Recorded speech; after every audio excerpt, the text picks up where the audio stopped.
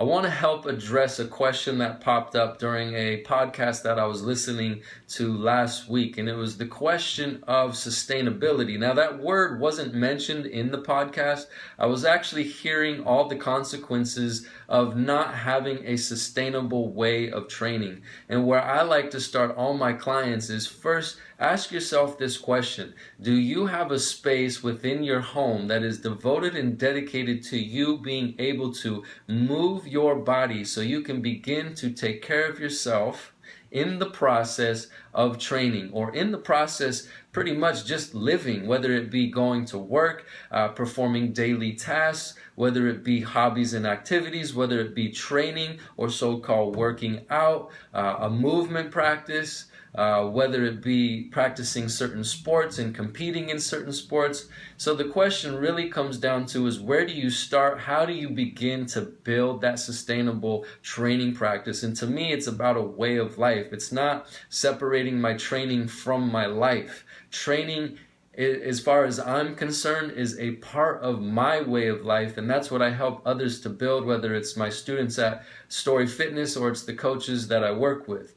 So do you have a space in your house or in your apartment that you've dedicated specifically for taking care of your body through movement? And movement can be medicine, and that's very true, and it's very beneficial.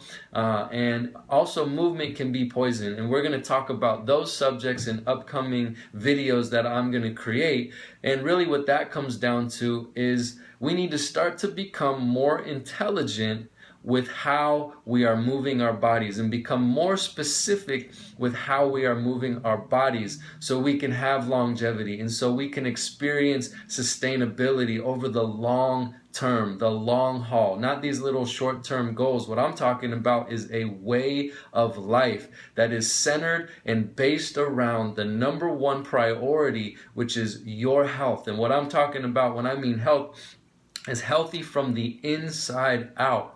So do you have a space dedicated and devoted to you being able to move your body on a daily basis? That's my question for you, and that's my suggestion on where to start building a sustainable training practice or building a sustainable, healthy way of life. So if you got any questions on how to design that or what one might need in this space, and pretty much I'll just give you this tip right now, is just find a space that's 6 feet by 6 feet, whether it's hardwood floors or whether you have some jumbo soft puzzle pieces that you can put on the ground so you can roll around and be able to express movement in a safe manner. But I like to have a soft surface and a harder surface so I can practice different methods and different types of movements. So if you got any questions, hit me up on Facebook, Story Fitness on my business page, or just go to Cody's Story, CODYSTOREY on Facebook. You can hit me up on Instant Messenger,